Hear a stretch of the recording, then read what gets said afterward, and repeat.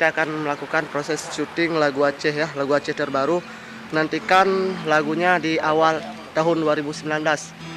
Yuk ikuti kebersamaan kami. Jangan lupa like, subscribe channel kita dan juga share.